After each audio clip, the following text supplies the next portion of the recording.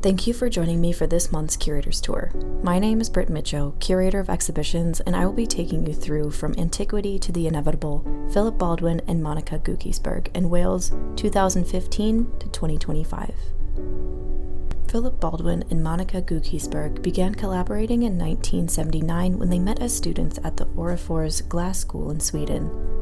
In 1982, they built their first studio in Switzerland, where they stayed for 20 years before moving and building a new studio in Paris. Ready for a new adventure after 15 years in Paris, they relocated to Wales in 2015. While each location signified a new chapter in the Baldwin-Guggisberg career, the 10 years since their moves to Wales had been the most creative and challenging to date, beginning with two major installations in cathedrals. Their exhibition at Canterbury Cathedral in Kent celebrated 100 years since the end of the First World War, impelling them to confront the cruel realities of the modern era. With exhibitions in Denmark, France, Switzerland, Italy, and now the US, this latest chapter has been Baldwin and Guggisberg's most fruitful and rewarding. Ranging from small and intimate amphora to large compositions up to 65 feet in length, these installations celebrate themes from antiquity to the quirky, unpredictable, and more mysterious realities of our own times, connecting both to the past and the unfathomable future. Whether interpreted as a whole or individually, each piece connects humanity to its shortcomings, aspirations, and questions about our place in the universe. Rational and intuitive. Inviting the viewers into the installation is their work The Rational and the Intuitive, which is accompanied by a quote from Albert Einstein stating, quote, "The intuitive mind is a sacred gift, and the rational mind is a faithful servant. We have created a society that honors the servant and has forgotten the gift." This work is wrapped in neon and speaks to the different natures of the so-called left and right brains, highlighting the left's organized structure and the right's free-flowing creativity.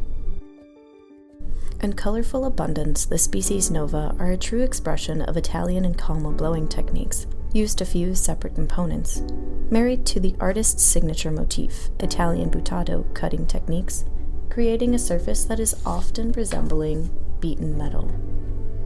Shown on a large pedestal in the middle of the gallery, the viewer is invited to see these works in the round.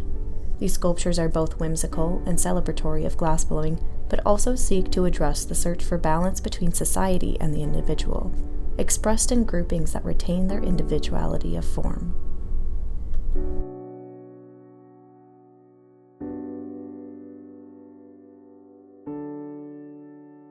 Behind the Species Nova is the Destination Unknown series, comprised of 4 colorful panels with glass-blown comets that nearly resemble brushstrokes as the forms play with a consistent line and angle.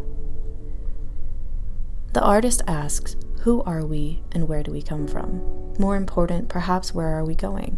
These questions are at the forefront of all of our minds as we examine our relationship with the cosmos and its impact on the Earth's evolution over billions of years.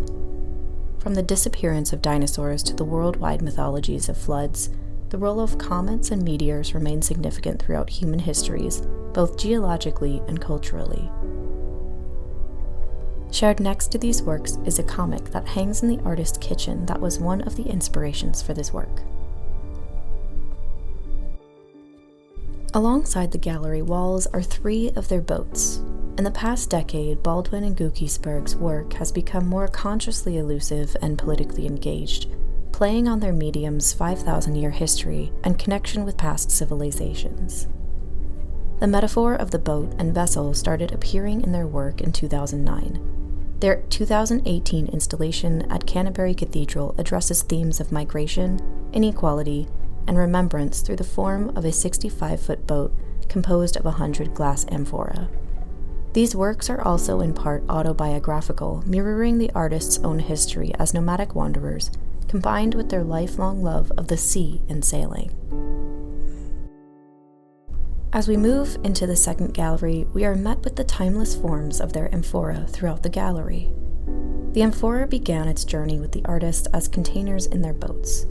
The amphora is the shipping container of the ancient world, used as a metaphor for commerce, technology, the enrichment and expansion of civilizations, and as an expression of our shared humanity. Baldwin and Guggisberg see the amphora as a vessel that takes viewers on a journey through thousands of years of human history, weaving together their story as artists and makers with the threads that connect past to present. This concept of antiquity to present can be seen in the glide installation along the wall, as well as From Focus to Refocus, located in the middle of the gallery. This work shows one whole vessel and one half-broken vessel, flanking a box of sand and broken glass, suggesting the passage of time.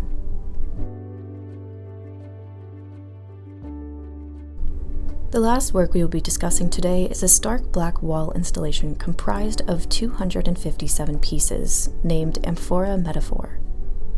Here, the artist discussed this work. Quote, "Most of what we know about amphora has been revealed through marine archaeology and underwater shipwrecks.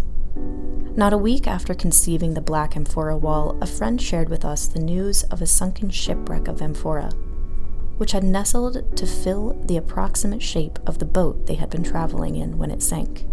This delicious coincidence underscores our natural inclination as artists towards history and understanding our past, and a desire to weave those things together in glass.